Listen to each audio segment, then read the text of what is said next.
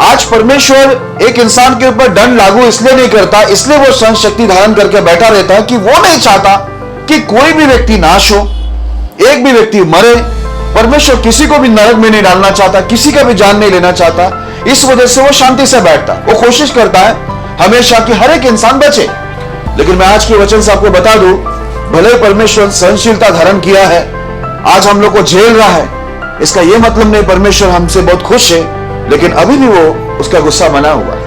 क्योंकि गलत काम करने के टाइम में परमेश्वर कभी किसी से प्रसन्न नहीं होता, वो गुस्से में रहता है। लेकिन वो सहता इसलिए क्योंकि वो नहीं चाहता कि एक भी व्यक्ति नाश हो। हालेलुया। वो इतना सहन कर रहा है आपके उद्धार के लिए। अगर आप समझ जाए कि वो चुप बैठा है तो समझ लेना क्यों चुप बैठा, क्यों सह रहा है, ताकि आप सुधरो, जल्दी जल्दी आज्ञाओं को पालन करके लो, क्योंकि उसी में आपका क्या है, उद्धार है।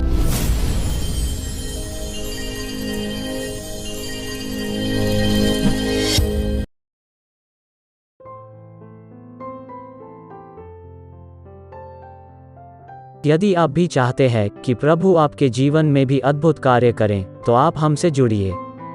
और यदि आप भी प्रभु के अभिषिक्त दास पास्टर मोसेस जी से प्रार्थना करवाना चाहते हैं और बीमारी, गरीबी, पाप, श्राप से छुटकारा पाना चाहते हैं, तो प्रभु के दास से प्रार्थना करवाइए।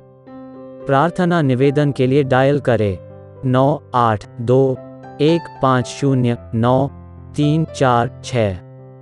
दूसरा number 9820902867। If you too want the Lord to work mighty wonders in your life, then you may join us. And if you want the Lord's anointed servant Pastor Moses to pray for you to get rid of sickness, poverty, sin and curses, then you may do so. For prayer request, 9821509346. Alternate number, 9820902867.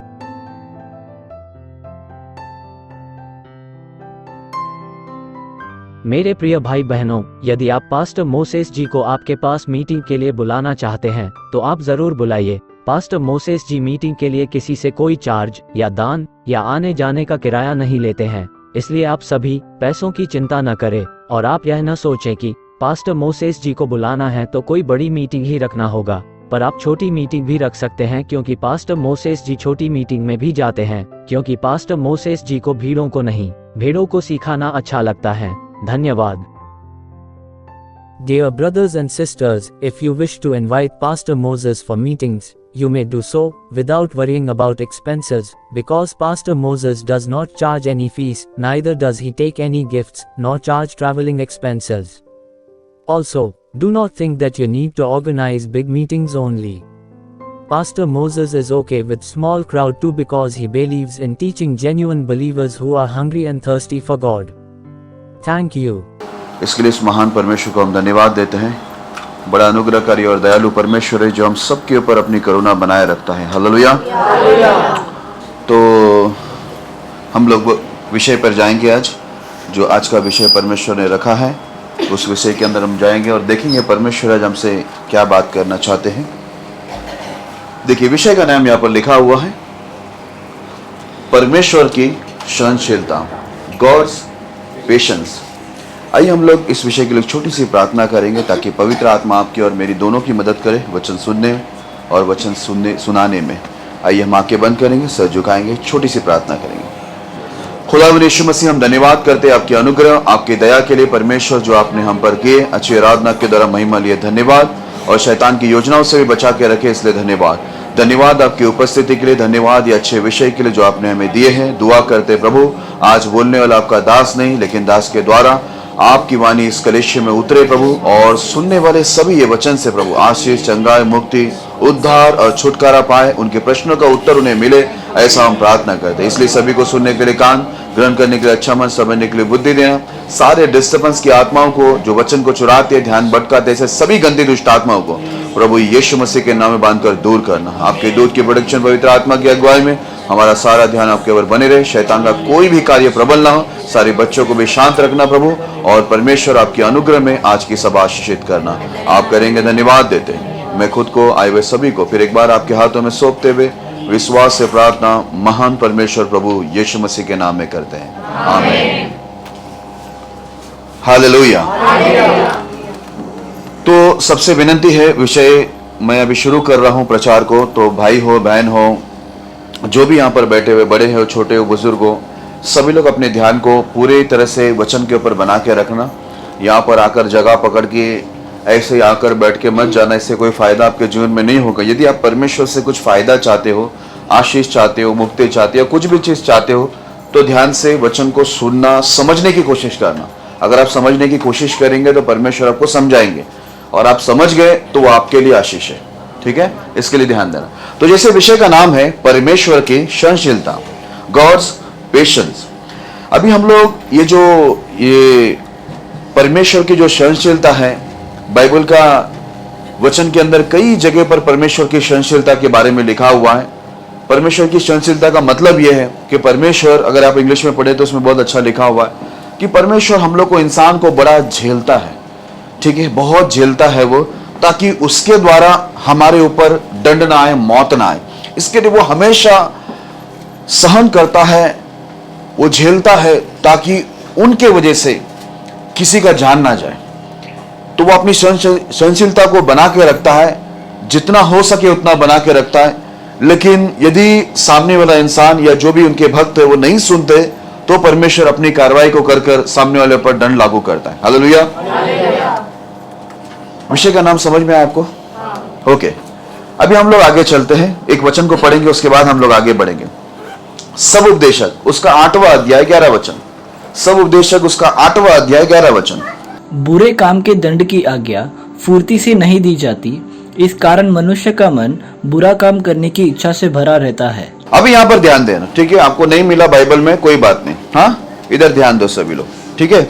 ये वचन के अंदर सब उपदेशक 8वां अध्याय 11 वचन में ऐसा लिखा है, बुरे काम के दंड की आज्ञा फुर्ती से नहीं दी जाती, इस कारण मनुष्य का मन बुरा काम करने की इच्छा से भरा रहता है। हालेलुया। बाइबल के अंदर ऐसा लिखा हुआ है, जितने भी बुरे काम इंसान करते हैं, परमेश्वर उसके ऊपर दंड की जो आज्ञा है वो फुर्ती से, यानी तुरंत किसी के ऊपर परमेश्वर दंड लागू नहीं करता है। इस वजह से मनुष्य का जो मन है वो हमेशा बुरे काम के लिए, उसका मन हमेशा भरा रहता है। हालेलुया। आज परमेश्वर एक इंसान के ऊपर दंड लागू इसलिए नहीं करता, इसलिए वो सहन शक्ति धारण करके बैठा रहता है कि वो नहीं चाहता कि कोई भी व्यक्ति नाश हो, एक भी व्यक्ति मरे। परमेश्वर किसी को भी नरक में नहीं डालना चाहता, किसी का भी जान नहीं लेना चाहता। इस वजह से वो शांति से बैठता है, वो कोशिश करता है हमेशा कि हर एक इंसान बचे। हालेलुया। लेकिन यहां पर बाइबल में लिखा है, बहुत से लोग क्या करते हैं, अपने बुरे काम में इसलिए हमेशा बने रहते, वो बुरा काम इसलिए करते रहते क्योंकि उनको तुरंत दंड नहीं मिलता। हालेलुया। अब वो पाप कर रहे, गलत काम कर रहे हैं, व्यभिचार कर रहे, गलत चीजों को देख रहे, गलत चीजों को सुन रहे, गलत चीजें बोल रहे, गलत संगति कर रहे, और उन लोग ये देख रहे कि हमारे ऊपर दंड नहीं आ रहा है, कोई भारी बीमारी नहीं आ रही है, कोई हमारा जान नहीं जा रहा, हमारे हाथ पैर नहीं टूट रहे, हमारी आंखें सलामत है, कान सलामत है, सब कुछ सलामत है। तो हम लोग ये सोचने लगते हैं कि दंड नहीं आ रहा है। लेकिन यहां पर क्या लिखा हुआ है, बुरे काम के दंड की आज्ञा फुर्ती से नहीं दी जाती, इस कारण मनुष्य का मन बुरा काम करने की इच्छा से भरा रहता है।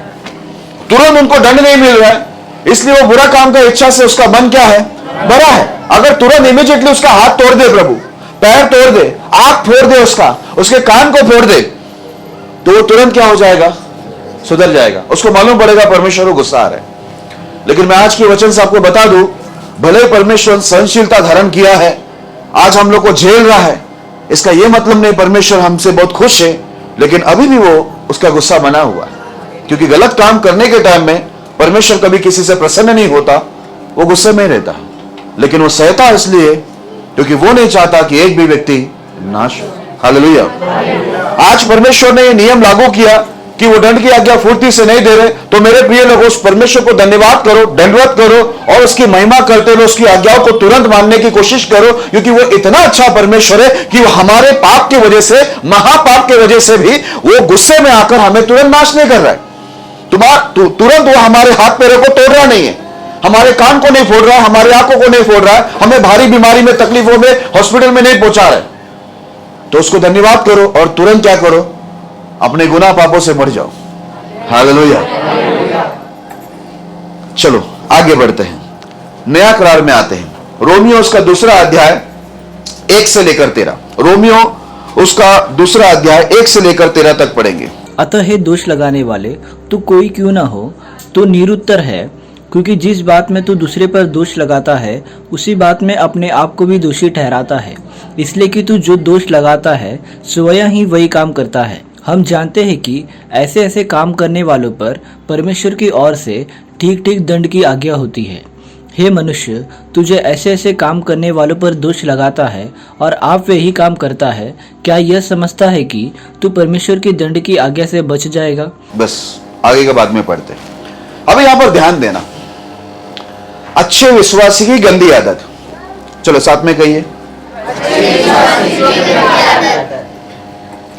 यहां पर बाइबल के अंदर पवित्र आत्मा में परिपूर्ण होकर यह सेवक कहता है, अतः हे दोष लगाने वाले, तू कोई क्यों ना हो, तू निरुत्तर है, क्योंकि जिस बात में तू दूसरों पर दोष लगाता है उसी बात में अपने आप को भी दोषी ठहराता है, इसलिए कि तू जो दोष लगाता है स्वयं वही काम करता है। हालेलुया। आज बहुत सारे अच्छे विश्वासी के जो गंदी आदत है वो ये है, अपने पूरे जीवन या मैं कहूं कई साल तक वो लोग इस काम में लगा देते, अपना टाइम को बर्बाद करते, दूसरे का न्याय करना, दूसरे पर दोष लगाना, इसी काम में वो लोग बने रहते हैं। और इसी वजह से क्या होता है, उन लोग के जीवन में जो परमेश्वर चाहता है वैसी सुधरावट नहीं आती है। इधर लिखा हुआ है, परमेश्वर के आत्मा प्रभु के दास के द्वारा कहता है, तो कोई भी क्यों ना हो, तू जिस बात में दूसरों को दोष लगा रहा है तू खुद ही वही काम कर रहा है। दोष लगाना कितना आसान है ना? न्याय करना किसी का कितना आसान है, लेकिन हम लोग जिस चीज पर दूसरे पर दोष लगा रहे, दूसरे का न्याय कर रहे, हम खुद वही गलत काम कर रहे, तो फिर हमारा दोष लगाने का फायदा क्या है?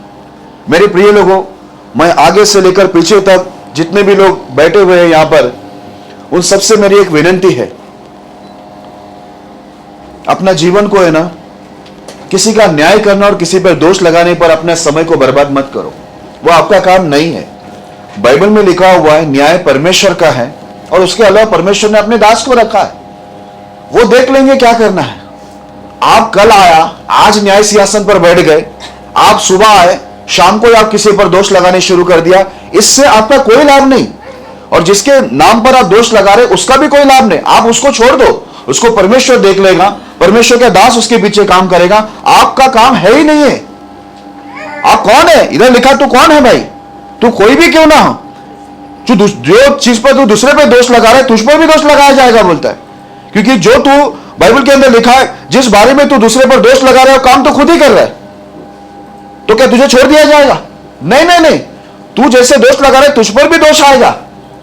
आगे ऐसा लिखा हुआ है, हम जानते हैं कि ऐसे ऐसे काम करने वाले पर परमेश्वर की ओर से ठीक ठीक दंड की आज्ञा होती है। अभी देखो नया करार में लिखा है, जो भी ये दोष लगाने का काम करता है ना, दूसरे का न्याय करने बैठा है, उनको ऐसा लगता है कि हमसे बेहतर कोई नहीं, हमसे अच्छा कोई नहीं, हम लोग बहुत अच्छे हैं। कभी कभी तो ऐसा बोलता नहीं हम लोग अच्छे नहीं है, लेकिन फिर भी हम लोग बोल रहे हैं उनकी ये गलती है, उनको सुधारने। अरे भाई उनका छोड़, तुम लोग अच्छे नहीं है ना तो तुम लोग अपने आप को सुधारो। कौन क्या कर रहा है उसका छोड़ दो। इधर क्या लिखा मालूम है? जितने लोग ऐसे ऐसे काम करते हैं उनके ऊपर परमेश्वर की ओर से ठीक ठीक दंड की आज्ञा होती है। जब परमेश्वर की ठीक ठीक दंड की आज्ञा होती है और सभी के ऊपर दंड आने वाला है, न्याय परमेश्वर करने वाला है, तो बेहतर अच्छा क्या है, हम अपनी अपनी गलतियों को ढूंढे और अपने आप को सुधारे। हो सकता है हमें देखकर दूसरे सुधर जाए, दूसरा इसकी बात जोता होगा कि कब हम सुधरे, और हम दूसरे के सुधरने की बात जोड़े। हम ये वेट कर रहे हैं कि सामने वाला सुधरे, लेकिन सामने वाला शायद ये देखता होगा कि ये कब सुधरेगा, शायद हमारे सुधरने से दूसरे सुधर जाए। Praise the Lord. इसलिए मेरे प्रिय लोगों, यहां पर लिखा है यदि आप दोष लगाने का काम करते हैं तो आपके ऊपर ठीक ठीक दंड आने वाला है। जो भी जैसा भी गलत काम करते हैं उसके ऊपर ठीक दंड आने की आज्ञा परमेश्वर की ओर से आने वाला है। ये नया करार में लिखा हुआ है। आपको मेरे को परमेश्वर का काम लेने की जरूरत नहीं है। आगे तीसरे वचन में बहुत अच्छी बात लिखी हुई है, हे मनुष्य, तू जो ऐसे ऐसे काम करने वाले पर दोष लगाता है और आप वही काम करता है, क्या यह समझता है कि तू परमेश्वर की दंड की आज्ञा से बच जाएगा? हम लोग को ऐसा लगता है दूसरे के न्याय करने में, दूसरे के ऊपर दोष लगाने में, दूसरे की गलतियों को ढूंढ के निकालने में हम लोग को ऐसा लगता है ये काम करने से परमेश्वर हमें छोड़ देगा, हम बच जाएंगे। तो मेरे प्रिय लोगों, परमेश्वर किसी एक दो इंसान का जिस पर हम दोष लगा रहे सिर्फ उसी का न्याय नहीं करेगा। परमेश्वर पृथ्वी में जो उसके दास है, नबी है, याजक है, जितने विश्वासी है, बड़े औहदे वाले, छोटे औहदे वाले, जो भी जैसे भी परमेश्वर के ऊपर विश्वास करके कलेश में आ रहे, जिसको परमेश्वर की वचन की पहचान हो चुकी है, वो सबका न्याय करने वाला है। जितने लोगों को बुलाया परमेश्वर ने, वो सबका हिसाब लेने वाला है। आपको मेरे को वो टेंशन लेने की जरूरत नहीं है। जो काम परमेश्वर किसी और को दिया है, जो काम खुद परमेश्वर का है, वो काम हमें नहीं करना है। परमेश्वर क्या ऐसा चाहता है कि मैं दूसरों को सुधारूं और खुद बिगड़ जाऊं? मैं खुद सुधरू नहीं और दूसरों को सुधार दूं? परमेश्वर ये चाहता होगा क्या? नहीं। हालेलुया, ये कभी नहीं चाहता होगा। तो इसलिए मेरे प्रिय लोगों, यहां पर देखो साफ लिखा हुआ है, आप दूसरे पर दोष लगा के खुद नहीं बच सकते। अगर आपके विचार ये है कि मैं 10 लोगों पर, कलीसिया पर दोष लगा दूं, इस पर दोष लगा दूं, उस पर दोष लगा दूं, इस प्रकार मैं एक अच्छा इंसान कहलाऊंगा, तो नहीं, आप उल्टा और ज्यादा बुरा इंसान कहलाओगे। आपको ऐसा लगता है कि यदि ये बुरा है, वो बुरा है, दुनिया बुरी है, पूरी कलीसिया बुरा है, तो मेरे प्रिय लोगों, मैं आपको एक ही बात कहूंगा, आप चाहते हैं दूसरे अच्छे हो? आप चाहते हो कलीसिया के सभी लोग अच्छे हो? थोड़ा बराबर आवाज सुनने दो। चाहते हैं ना? दिन में मात्र 3 घंटा घुटने पर आकर बैठ के उनके लिए प्रार्थना करो, वो सुधर जाएंगे। लेकिन 3 घंटा तो आपके घुटने टेकेंगे नहीं। क्या मैंने कुछ गलत कहा? दोष लगाने में मिनट लगता है ना। दोष लगाने बैठो तो घंटे निकल जाते, पूरी रात निकल जाती है, पूरे दिन निकल जाती है, पूरा हफ्ता निकलता, महीना निकलता, साल निकल जाता है। अरे भाई, इतना घंटा तुमको देना ही है। जिस चीज के लिए तुम्हें ऑब्जेक्शन है, तुम जिस चीज के लिए दूसरे पर दोष लगा रहे, आप उसके लिए प्रार्थना करो। आपकी प्रार्थना को सुनकर, अगर आपकी प्रार्थना सही है, 3 घंटा बराबर आप घुटने पर है, या 4 घंटा या 5 घंटा, या जितने भी समय आप घुटने पर आकर सामने वाले के लिए प्रार्थना कर रहे हैं, निसंदेह, इसमें कोई शक नहीं, आपकी प्रार्थना सही रहेगी तो आपकी प्रार्थना का असर रहेगा, सामने वाला सुधर जाएगा। हालेलुया। टाइम को क्या करो मालूम है? सही जगह पे इस्तेमाल करो। दोष लगाने के लिए इस्तेमाल मत करो, कोई फायदा नहीं। चलो आगे बढ़ते हैं। क्या तू उसकी कृपा और सहनशीलता और धीरज रूपी धन को तुझे जानता है? क्या यह नहीं समझता कि परमेश्वर की कृपा तुझे मन फिराव को सिखाती है? हालेलुया। इधर क्या लिखा मालूम है? ध्यान से सुनना। इधर लिखा है, क्या तू उसकी कृपा और उसकी सहनशीलता और उसकी धीरज रूपी धन को तुझे जानता है? आज वो सहन कर रहा है, सहनशीलता धारण कर रहा है, वो कृपा कर रहा है, वो धीरज धर रहा है, तो तू उसके सहनशीलता, वो सहन कर रहा है, उसकी सहनशीलता को तुझ समझता है? वो क्यों सहन कर रहा है? आज वो सहन इसलिए कर रहा है कि प्रत्येक जन सुधर के लिए, प्रत्येक व्यक्ति सुधरे, इसके लिए वो सहन कर रहा है। लेकिन हम लोग उसकी सहनशीलता, उसकी कृपा, उसका जो धीरज है, उसको हम लोग तुच्छ समझते, बोलते अभी तक दंड नहीं आया, इसलिए काम बुरा करते रहो और दूसरे पर दोष लगाते रहो, न्याय करते रहो और खुद भी बुरे रहो। इधर लिखा है, तू परमेश्वर की सहनशीलता, कृपा, उसके धीरज को तू तुच्छ समझता है क्या? परमेश्वर पूछ रहा है, परमेश्वर की आत्मा पूछ रहा है कि तू तुच्छ समझ रहा है, वो सहन कर रहा है। इसका मतलब क्या? तू कुछ भी करे, तू मनमानी करे, तू पाप में बने रहे, तू और पाप करते रहे, तू दूसरे पर दोष लगाते रहे। याद रखना, उसकी सहनशीलता, उसकी कृपा, उसका धीरज को यदि हम तुच्छ समझे तो अगले वचन में क्या लिखा हुआ पढ़ के समझ लेना जरा। पढ़े। पर तू अपनी कठोरता और हठीले मन के कारण उसके क्रोध के दिन के लिए, जिसमें परमेश्वर का सच्चा न्याय प्रकट होगा, अपने लिए क्रोध कमा रहा है। हालेलुया। याद रखना यहां पर क्या लिखा हुआ है, पर तू अपनी कठोरता और हठीले मन के कारण उसके क्रोध के दिन के लिए, जिसमें परमेश्वर का सच्चा न्याय, तुम्हारा न्याय तो सच्चा नहीं है। हम आप किसी पर दोष लगाते, वो न्याय सच्चा नहीं, उसमें गड़बड़ी बहुत है। लेकिन परमेश्वर के न्याय में कोई गड़बड़ी नहीं, उसका न्याय सच्चा है। बोलता है वो सच्चा न्याय प्रकट होने वाला है यदि तू कठोरता में बना रहेगा, तेरे हठीले स्वभाव में बना रहेगा, तो बोलता है तू क्रोध के दिन में, जिसमें परमेश्वर का सच्चा न्याय प्रकट होने वाला है, तू अपने लिए क्या कमा रहा है मालूम है? परमेश्वर के क्रोध को कमा रहा है। तुझे अंतिम में सहन का मतलब क्या मालूम है? सहन का मतलब मैं समझा दूं। परमेश्वर सहन करता रहता है, 1 साल, 2 साल, 5 साल, 10 साल, 30 साल वो सहन करता है, लेकिन अंतिम में वो क्या करेगा? ये जितने साल सहन किया है उसका पूरा बिल उसके पूरा जो गुस्सा है सहन सहन करके जो 10 साल बैठा हुआ है, 5 साल बैठा हुआ है या 15 साल वो गुस्से में बैठा हुआ सहन करके, वो पूरा का पूरा देगा नहीं देगा? वो जब फाइनली हम लोग नहीं सुधरेंगे तो पूरा का पूरा उठा के वो तुम्हारे सर पर डालेगा और वो भारी क्रोध होगा, वो भारी दंड होगा। इधर इसलिए लिखा है, तू क्रोध के दिन जिसमें परमेश्वर का झूठा न्याय नहीं, हमारा आपका झूठा न्याय है। हम जो दोष लगाते उसमें 50 गलतियां हम में ही है, लेकिन उसका न्याय सच्चा है। बोलता वो दिन के लिए तुम क्या कमा रहे हो मालूम है? क्रोध। याद रखना, 2 चीज है परमेश्वर का, एक आशीष, दूसरा क्रोध। आप क्या कमा रहे हो और आपको अंतिम में क्या मिलने वाला, जरा आपका टेंशन लो, बाकी का छोड़ दो। आप बाकी का परमेश्वर देख लेगा, बाकी का परमेश्वर का दास देखेगा, आपको देखने की जरूरत नहीं है। लेकिन आप क्या जिंदगी जी रहे हो वो देखो, क्योंकि आपकी कमाई क्या है। बाइबल के अंदर लिखा है पाप की मजदूरी मृत्यु है। आप देखो आपके कितने पाप है। हालेलुया। ओके, आप लोग सब सेवा करना चाहते हो? मुझे बहुत लोग बोलते हैं सेवा करना चाहते हैं। करना चाहते हो? चलो एक एक करके पूछते हैं अपन, पहले बहनों से। आप लोग करना चाहते हो? सेवा करना चाहते हो आप लोग? ठीक है, सेवा करो। सेवा दू ना, सेवा चाहिए ना सबको? सबको सेवा चाहिए ना?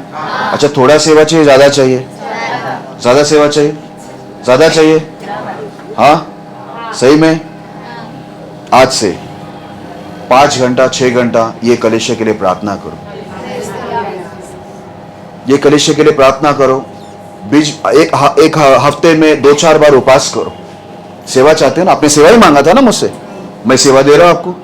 अभी किसी में हिम्मत है तो ये सेवा लो। बाइबल का नियम है, दूसरों के लिए प्रार्थना करना सेवा है, आशीष है कि नहीं? बाइबल में लिखा है, दाऊद बोलता है मैं दूसरों के लिए प्रार्थना किया तो मुझे आशीष मिली। अभी कल से क्या करना? कल से नहीं, आज से, आज रात को फोन मत करो इधर उधर, बहुत टाइम जाता है। व्हाट्सएप को छोड़ दो, यूट्यूब को छोड़ दो, जरा घुटने पे रहना और आप देखना, जरा घुटने पे 3 घंटा 4 घंटा जरा बैठ के देखना, आपको असर, परमेश्वर की जो उपस्थिति आपने अभी तक नहीं देखा है, परमेश्वर का स्पर्श नहीं देखा है, पवित्र आत्मा को नहीं देखा, स्वर्गदूत को नहीं देखा, परमेश्वर का दर्शन नहीं देखा, आज यदि आप मेरी बातों पर खरे उतरते हो और उसमें बनते हो और दूसरे के लिए प्रार्थना करते हो, देखना दूसरे भी सुधरेंगे और आप भी सुधर जाएगा। हालेलुया। क्योंकि दाऊद बोलता मैं दूसरे के लिए प्रार्थना किया, उसका प्रतिफल परमेश्वर मेरे गोद में लौटा के दिया, क्योंकि मैं दूसरे के लिए रोया। हालेलुया। जब हम दूसरे के लिए मांगते हैं, परमेश्वर हमें भी आशीष करता है। अय्यूब ने भी उसके दोस्तों के लिए प्रार्थना की और परमेश्वर ने इसको, अय्यूब को भी क्या किया? दुगना आशीर्वाद किया। प्रार्थना तो घंटों पर बैठने होता नहीं है, बाद में बोलता है परमेश्वर के दास से आकर बोलते, पास्टर मुझे सेवा चाहिए, पहला प्रार्थना तो करना सीख।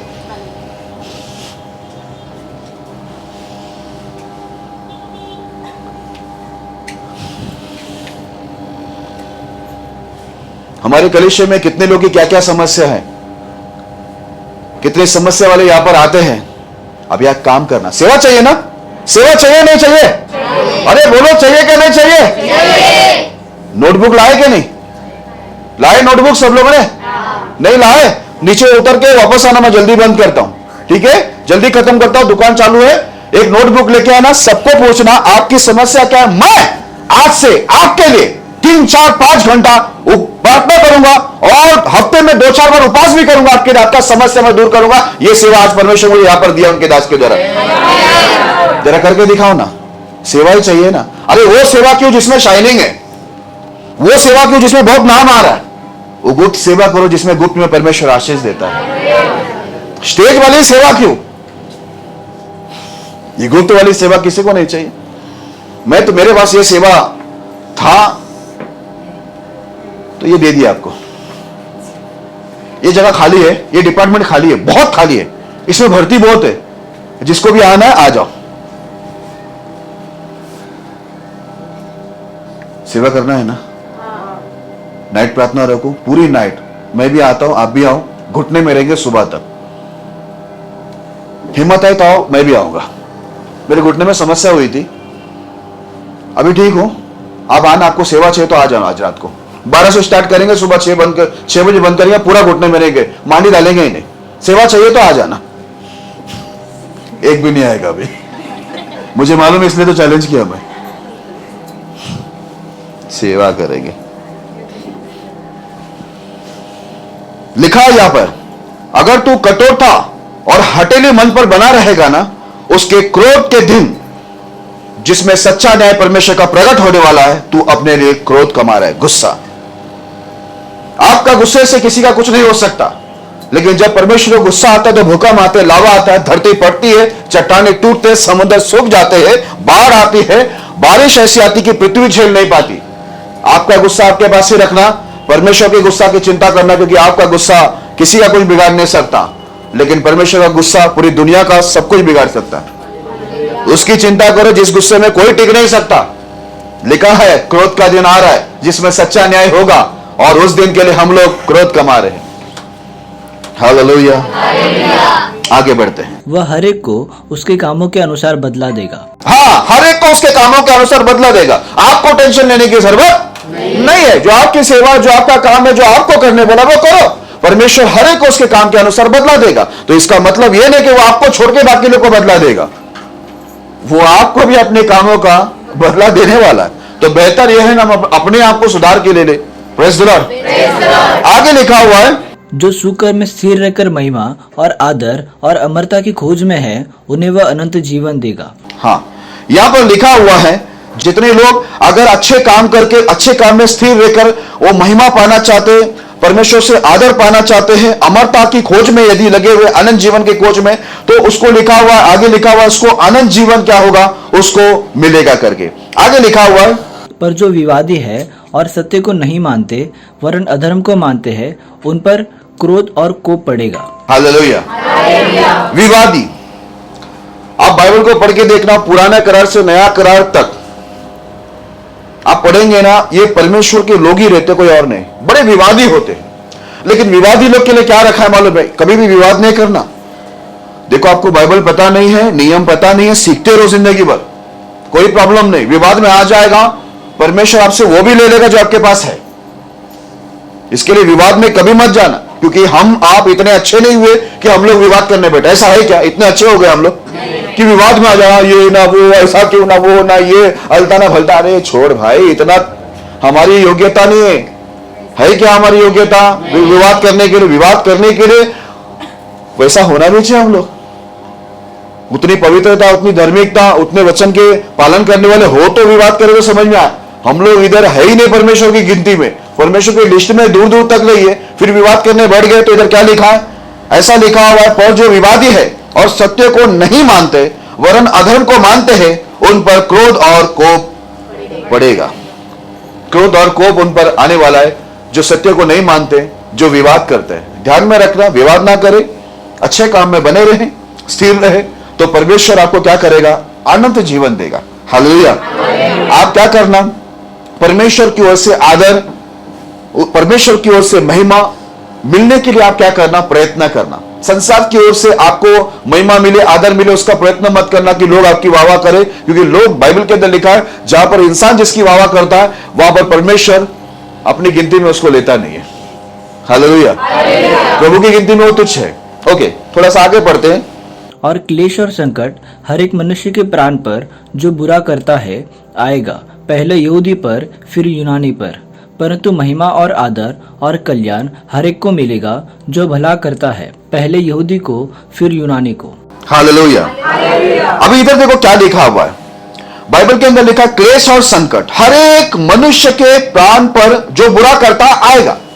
ये क्लेश और संकट जितने भी बुरे काम करने वाले सभी के ऊपर आने वाला, जो बुरा काम करते हैं, चाहे फिर वो यहूदी हो या यूनानी, ठीक है, अन्य जाति हो या यहूदी हो, कोई भी क्यों ना हो, सबके ऊपर क्या आने वाला है?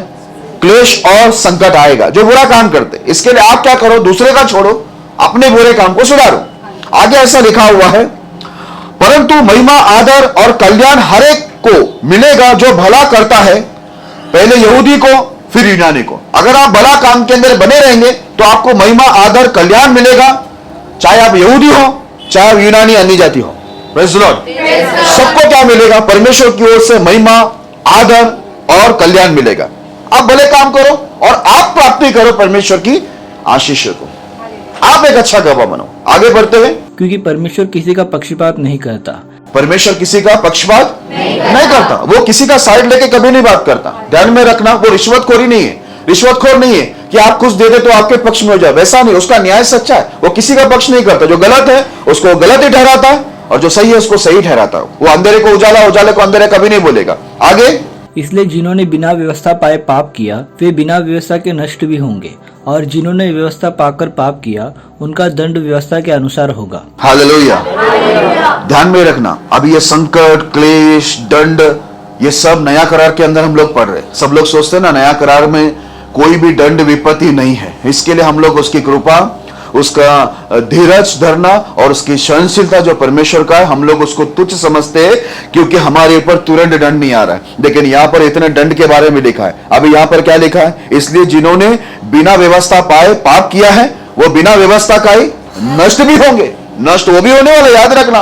व्यवस्था नहीं मिला है फिर भी गलत किया, वो नष्ट होंगे लिखा है। और जिन्होंने व्यवस्था पाकर पाप किया उनका दंड व्यवस्था के अनुसार होगा। हालेलुया। जितने लोग व्यवस्था को पा लिया, मैं तो कहूं उसको ज्यादा दंड है, क्योंकि उन्हें व्यवस्था को जाना है, परमेश्वर के नियम आज्ञा क्या है उनको मालूम है, फिर भी जानबूझ के गलत काम कर रहे, तो उनको व्यवस्था के अनुसार जितना दंड विपत्ति लिखा होगा उसके जीवन में जरूर आएगा। हालेलुया। इसमें एक बात मैं बोलूंगा, देखो आप प्रभु में आ गए हैं, प्रभु का नियम आपको मालूम है, फिर भी आप बार बार जाके नियमों को क्रॉस करते हो और ऐसे बहुत सी गलत काम करते हो।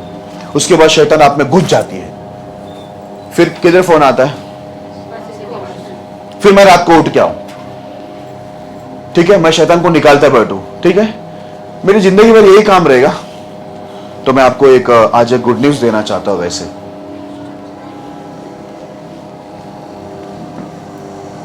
अगर आप परमेश्वर का दायरा पार करते हैं और आपके परिवार में आप में शैतान घुसता है तो मैं आने वाला नहीं। आज एक नया निर्णय के साथ मैं आपके सम्मुख आया हूं। कितना अच्छा गुड न्यूज़ है ना। हाँ। बाइबल के अंदर लिखा हुआ, एक बार शैतान को परमेश्वर निकाल देता है, उसके बाद यदि आप परमेश्वर के रास्ते पे ठीक से नहीं चले, गलत काम करें, तो ये शैतान रिटर्न आते समय अकेला आता है। किसको लेके आता? अभी एक ही इतना खतरनाक था, एक ही इतने तकलीफ दे रहा था ये शरीर को, और 7 उसमें घुस जाएंगे प्लस 8वां ये घुसेंगे तो एक इंसान की हालत क्या होगी? कितनी तकलीफ उसके शरीर में आएगा, नहीं आएगा? और उसके बाद पूरी कलेशे को तकलीफ, लोग दुनिया में देखेंगे तो क्या बनेंगे? ये कलेशे का बदनाम होता है ना, होता ही नहीं होता। इसके लिए मैं आपको एक सरप्राइज देना चाहता हूं। अगर आप परमेश्वर के शब्द, मेरे शब्द का दायरा पार करके शैतान पीड़ित होकर इस कलेशे में आ गए, तो मैं तो वैसे आपकी प्रॉब्लम में आऊंगा नहीं। दूसरा, ये कलेशे को बदनामी से भी बचाना पड़ेगा, नहीं बचाना पड़ेगा तो मैं आपको चर्च से निकाल दूंगा। पता है क्यों? मैं नहीं निकालूंगा, ऐसे शैतान पीड़ित लोग रहेंगे सालों से, 25 साल हो गए तो भी शैतान पीड़ित, 15 साल हो गया तो भी शैतान पीड़ित। बार बार जाएंगे आप, शैतान को लेके आएंगे, इधर उधर उधर सब फंक्शन में घुसेंगे, इधर जाएंगे उधर जाएंगे, अनियति के बाद शैतान लेके इधर आएंगे, जिंदगी भर शैतान इधर सबको नए लोग, अरे ये तो 15 साल पहले भी ऐसा ही था, अभी भी ऐसा ही है, ये 5 साल पहले ऐसा ही था, अभी भी ऐसे ही। तो लोगों को क्या लगेगा? ये कलीसिया में सामर्थ नहीं, ये कलीसिया में परमेश्वर नहीं, ये परमेश्वर के दास को सामर्थ नहीं, ऐसे सोचेगा ना। गलत फहमी होगी कि नहीं? इसलिए मैं आपको निकाले दूंगा, ना रहेगा वायलन, क्योंकि मैं कुछ नया बोलना चाहता हूं। बांसुरी मैं सुन के ही आ रहा हूं, है क्या नहीं? कितना अच्छा आइडिया, सीधा आपको मैं निकाल ही देता हूं। शैतान को लेकर, शैतान के साथ रहना है, शैतान की इच्छा पर निकाल देता, दूसरे चर्च में लेके जाओ तुम्हारे शैतान को। शैतान को लाने वाले आप आइए, शैतान खुद की मर्जी से तो नहीं आता होगा ना। हम आप बुला के लेते गलत काम करके, तो मैं क्या करूंगा? सीधा आपको प्यार से बोलूंगा ये कलेशा छोड़ दो। अभी जिसको जो फंक्शन में जाना है, जहां जाना है, अनियति के साथ घूम रहा है घूमो, क्योंकि अब तो कार्रवाई तो होने वाली है। मैं हाईवे में नहीं बोल रहा हूं, कार्रवाई होगी। अभी देखना शैतान कैसे निकलता है सब। अभी कोई बीमारी नहीं पड़ेंगे, किसी को कुछ नहीं होने वाला अभी, क्योंकि लोग प्रभु से ज्यादा मुझसे डरते हैं।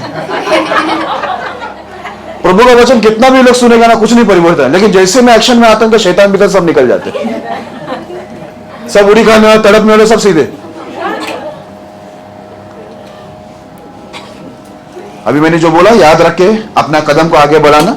मुझे यहां पर शैतान नहीं चाहिए। अगर आप प्रभु में इतना साल गुजारे तो शैतान इधर क्या कर रहा है? क्या कर रहा है शैतान इधर? क्यों आ रहा है? हम लोग तो निकाल देते, फिर वापस क्यों आने का शैतान? इसका मतलब है तुम गलत काम करके शैतान को लेके आ रहे इधर। हमारा काम भी बढ़ा रहे और कलीसिया की निंदा भी बढ़ा रहे। नहीं होना चाहिए, आगे कार्रवाई होगी। तो जो बिना व्यवस्था का उन लोग ने पाप किया, वो बिना व्यवस्था का नष्ट होंगे। लेकिन बाइबल लिखा है जिसने व्यवस्था जानकर पाप किया उसको व्यवस्था के अनुसार क्या मिलेगा? दंड मिलेगा। आगे लिखा है आखिरी वचन में, क्योंकि परमेश्वर की यहाँ व्यवस्था के सुनने वाले धर्मी नहीं पर व्यवस्था पर चलने वाले धर्मी ठहराए जाएंगे। हालेलुया।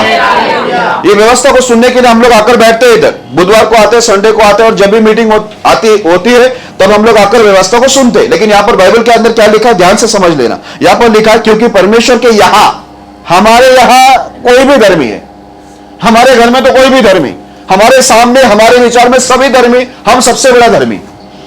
लेकिन यहां पर क्या लिखा है? परमेश्वर के यहां। कहा? हाँ, परमेश्वर के यहां व्यवस्था को सुनने वाले धर्मी नहीं, इधर लिखा हुआ है पर व्यवस्था पर चलने वाले धर्मी ठहराए जाएंगे। अब परमेश्वर के सामने व्यवस्था पर चलने वाले धर्मी है। व्यवस्था को सिर्फ सुनते रहना, सुनते रहना, सुनते रहना या बोलते रहना, वो लोग धर्मी नहीं। जो लोग इन व्यवस्था पर चलते हैं वे ही लोग परमेश्वर के सामने क्या है? धर्मी है। अगर मैं पूछूं यहाँ पर आप व्यवस्था पर चलने वाले धर्मी यहाँ पर कितने बैठे, तो आप भी जानते हैं, मैं भी जानता हूं, हाथ नहीं उठा सकते, बराबर है? हम लोग हाथ नहीं उठा सकते। तो अच्छा क्या हम लोग अपने आप को सुधारी ना भाई, दूसरे का काय के लिए कब्र को खोद रहे, ये ऐसा ना वो, वैसा ना वो, ये बंद कर भाई, बंद कर। अपनी जिंदगी देखो, अपनी जिंदगी क्या हो गया मालूम है? पूरा कचरपट्टी जैसा हमारी जिंदगी है, दूसरे की साफ सफाई की टेंशन ले रहे। हालेलुया। समझ जाओ, परमेश्वर की सहनशीलता, उसकी कृपा और उसका धीरज को तुम तुच्छ मत समझना। उसकी कृपा, उसकी सहनशीलता, उसका धीरज तुमको मन फिराव को सिखाता है कि आप और मैं मन फिरा, इसके लिए वो क्या कर रहा है? सहन कर रहा है। आगे बढ़ते हैं, रोमियो उसका 3 अध्याय 25 और 26 वचन को हम पढ़ेंगे। रोमियो 3 अध्याय 25 और 26 वचन। उसी परमेश्वर ने उसके लहू के कारण एक ऐसा प्रायश्चित ठहराया जो विश्वास करने से कार्यकारी होता है, कि जो पाप पहले किए गए और जिन पर परमेश्वर ने अपनी सहनशीलता के कारण ध्यान नहीं दिया, उनके विषय में वह अपनी धार्मिकता प्रकट करे, वरन इसी समय उसकी धार्मिकता प्रकट हो कि जिससे वह आप ही धर्मी ठहरे और जो यीशु पर विश्वास करे उसका भी धर्मी ठहराने वाला हो। हालेलुया। अब इधर क्या लिखा है मालूम है? परमेश्वर ने उसके लहू के द्वारा एक ऐसा प्रायश्चित ठहराया जो विश्वास करने से कार्यकारी होता है। अगर आप यीशु मसीह पर विश्वास करते हो, उनकी नियमों पर विश्वास करते हो, तो आपका विश्वास क्या करेगा? आपके जीवन के अंदर कार्य करेगा। आपको प्रायश्चित के द्वारा आपको क्षमा मिलेगा। आगे लिखा है, पहले हम लोग जितने पाप किए हैं, परमेश्वर ने अपनी सहनशीलता के कारण उस पर क्या नहीं किया? ध्यान नहीं दिया। ताकि वो क्यों नहीं ध्यान दिया? लिखा, ताकि ऐसा लिखा हुआ उनके विषय में वो अपनी धार्मिकता प्रकट करे। वो बताना चाहता हम लोग को कि देखो मैं कितना धर्मी इंसान हूं, दयालु हूं, कृपालु हूं, प्रेमी हूं, इसलिए मैंने तुम्हारे सब पहले के पाप क्या कर दिए? नजरअंदाज कर दिया, उसमें मैं सहनशीलता धारण किया, ताकि मैं तुम्हें बताऊं कि मैं एक अच्छा परमेश्वर हूं, तुम भी अच्छे बन जाओ। हालेलुया। आगे ऐसा लिखा हुआ, वरन इसी समय उसकी धार्मिकता प्रकट हो कि जिससे वह आप ही धर्मी ठहरे और जो मसीह पर, जो यीशु पर विश्वास करे उसको भी धर्मी ठहराने वाला हो। हालेलुया। आज देखो ये क्या किया है, आज यीशु मसीह ने अपने आप को तो धर्मी बता दिया उसकी कृपा और दया से, लेकिन जितने लोग उस पर विश्वास करते हैं वो उसको भी क्या करता है? धर्मी ठहराता है। हालेलुया। यानी धर्मी बना देता है। तो इसके लिए मेरे प्रिय लोगों, आप दूसरे का छोड़ दो, लेकिन एक बात याद रखो, हम सबके जो पहले के पाप है उसमें परमेश्वर ने क्या दिखाया? सहनशीलता दिखाया। हालेलुया। उसने उसमें सहनशीलता दिखाया, उसका दंड हमें नहीं दिया। क्यों नहीं दिया? ताकि वो दिखाए कि मैं धर्मी हूं, मैं एक धर्मी परमेश्वर हूं, और मैं तुम्हें भी क्या बनाना चाहता हूं? जो मुझ पर विश्वास करते मैं उनको भी धर्मी बनाना चाहता हूं। आपको, मेरे को, सबको परमेश्वर उनकी तरह अच्छा बनाने के लिए, धर्मी बनाने के लिए बुला। इसलिए वो पहला गया हुआ जो पिछला था हमारा, है ना, जो पहले पाप था उस पर उसने सहनशीलता दिखाया, कुछ नहीं किया। लेकिन इसका यह मतलब नहीं है कि हमारे पहले के गुनाह पर उसने हमको दंड नहीं दिया है तो वो आगे हमको चुपचाप बैठकर देखता रहेगा, वैसा नहीं है मेरे प्रिय लोगों। अगर उसने आज तक परमेश्वर ने हमको सहन कर लिया है तो मैं तो कहता हूं आज रात को ही क्या करो, हम लोग अपने अपनी गलतियों को ढूंढकर अपने आप को सुधार के लो, क्योंकि कल उसकी सहनशीलता अगर छूट जाएगी या वो सहनशीलता वो सहन नहीं पाएगा तो हमारे पर मालूम नहीं कल मौत भी आ सकती है। हमारे हाथ पैर टूट सकते हैं, हमें कोई भारी बीमारी लग सकती है, कुछ भी हो सकता है। इसके लिए क्या करो, आज सहन किया है परमेश्वर हमको, तो धन्यवाद करो। वो धर्मी बनाना चाहता है, वो अपने आप को धर्मी प्रकट करके दिखा कि भाई देखो मैं धर्मी हूं, इसलिए मैं तुम पर दया किया, तुम पर दंड नहीं लागू किया मैंने, तो मैं तुम्हें भी धर्मी बनाना चाहता हूं। जब वो हमको अच्छा ही बनाना चाहता है तो इसमें बुरी बात क्या है? कुछ बुरी बात है नहीं है, तो अच्छा बन जाए। जब वो हमारे पहले के पाप का हिसाब नहीं ले रहा तो इससे अच्छी बात है ये नहीं है, या नहीं? इसलिए कोर्ट में भी देखो ऐसा बोला जाता है, पुलिस भी बोलते हैं ऐसे कि देखो हम लोग आपको अभी क्षमा करके आपका सजा कम कर रहे हैं, लेकिन आगे अभी दोबारा सब गलत काम मत करो, है ना? मुझे भी ऐसा ही बोला था। तो जब परमेश्वर हमको सहन करके पहले की गलती का हिसाब नहीं ले रहे तो आगे भी हम लोग सुधरना चाहिए ना, बराबर है कि नहीं? अभी देखो सहन करके उसने ध्यान नहीं दिया। आगे बढ़ते हैं, पहला पत्रस 3:20 पढ़ लेना। जिन्होंने उस बीते समय में आज्ञा न मानी, जब परमेश्वर ने नूह के दिनों में धीरज धरकर ठहरा रहा और वह जहाज बन रहा था जिसमें बैठकर थोड़े लोग अर्थात 8 प्राणी पानी के द्वारा बच गए। अभी यहाँ पर क्या लिखा हुआ है? पहला पत्रस 3:20 में ऐसा लिखा हुआ है, जब नूह का जहाज बन रहा था एक संदेशा लोगों को जा रहा था कि परमेश्वर ये पृथ्वी को क्या करने वाला है? नाश करने वाला है, क्योंकि पृथ्वी पर लोगों की बुराई, पाप, गलत काम क्या हो गए थे? बढ़ गए थे। ये नूह जब जहाज बना रहा था तब तक परमेश्वर बाइबल के अंदर लिखा है क्या धर के बैठा था? धीरज धर के बैठा। लेकिन परमेश्वर इतना सहन करके बैठा, फिर भी बहुत सारे लोगों ने क्या किया? नूह के ऊपर विश्वास नहीं किया। नूह के द्वारा जो बातें, जो परमेश्वर की बातें लोगों को जा रहा था, संदेश जा रहा था, मैं इसलिए जहाज बना रहा हूं क्योंकि परमेश्वर पूरी दुनिया को पानी से नाश करने वाला है। लेकिन लोगों ने उसकी जो बातें हैं उसको तुच्छ जाना, परमेश्वर की सहनशीलता, उसकी कृपा दया को तुच्छ जाना। अगर लोग चाहते तो नूह के साथ बहुत लोग क्या होते हैं? बच जाते। आप देखिए यहाँ पर नूह के जो बहू लोग हैं उनके भी परिवार का एक भी मेंबर नहीं दिख रहा है। चलो नूह के 3 बेटे हैं, उसकी बीवी भी है, लेकिन ये 3 बहू तो आ गए, लेकिन ये इनके बहू लोग जो थे उनके घर वाले तो नहीं आए। इसका मतलब है किसी ने भी परमेश्वर का ये जो वचन, परमेश्वर की जो बातें थी नूह के द्वारा जो मिला था उस पर विश्वास नहीं किया, उसको तुच्छ जाना। इस वजह से क्या हुआ? मात्र 8 प्राणी नूह के साथ बच गए। हालेलुया। नूह, उसकी बीवी, उसके 3 बेटे और 3 बहू लोग बच गए और जानवर लोग बचे, बाकी कोई बचे नहीं, क्योंकि उन्होंने परमेश्वर की सहनशीलता, उसकी कृपा दया और उसकी जो बातें थी जो नूह के द्वारा लोगों को मिल रहा था, वो संदेश को उन लोगों ने क्या जाना? तुच्छ जाना। हालेलुया। आज यहां पर परमेश्वर यदि धीरज नहीं धरता, ये 8 लोग जिंदा नहीं होते और मानव जाति पृथ्वी पर, मानव क्या, पृथ्वी पर जानवर भी नहीं होते, फिर से ये पृथ्वी क्या हो जाता? सुनसान हो जाता, बेडौल हो जाता। हालेलुया।